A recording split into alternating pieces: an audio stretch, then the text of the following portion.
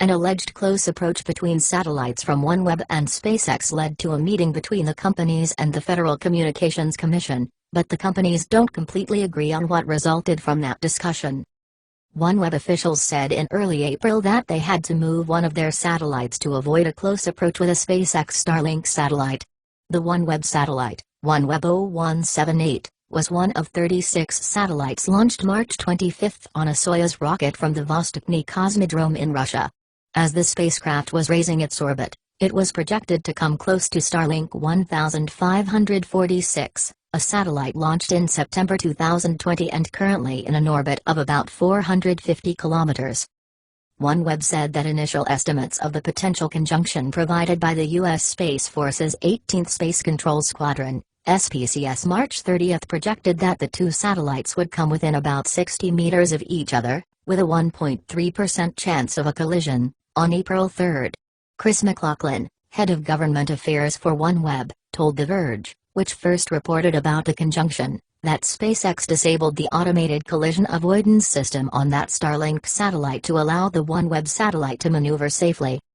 McLaughlin, though, later told The Wall Street Journal that SpaceX informed the company it couldn't do anything to avoid a collision and thus switched off the automated system on that satellite.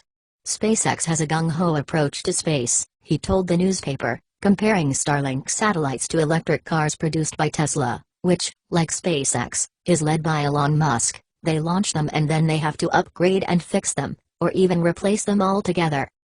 SpaceX did not publicly comment on those reports, but did arrange a meeting with both OneWeb and the FCC's International Bureau, which regulates communications satellites. That April 20 meeting, according to a filing SpaceX made with the FCC later that day, discussed the satellite conjunction and SpaceX's own assessment of the event.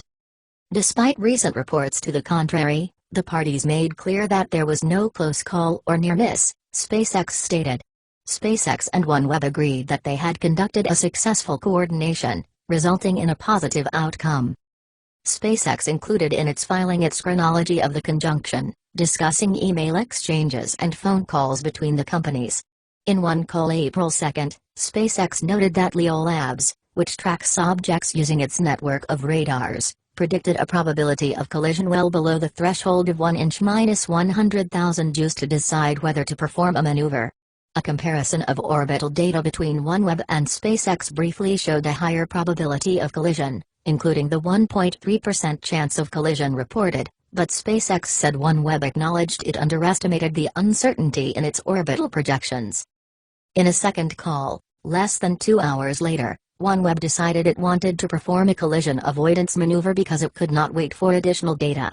OneWeb asked SpaceX to turn off the automated collision avoidance system on Starlink 1546, which SpaceX did, and OneWeb then performed a maneuver of OneWeb 0178 on April 3. By the time of the maneuver, though, the probability of a collision had already become insignificant based on refined orbital data.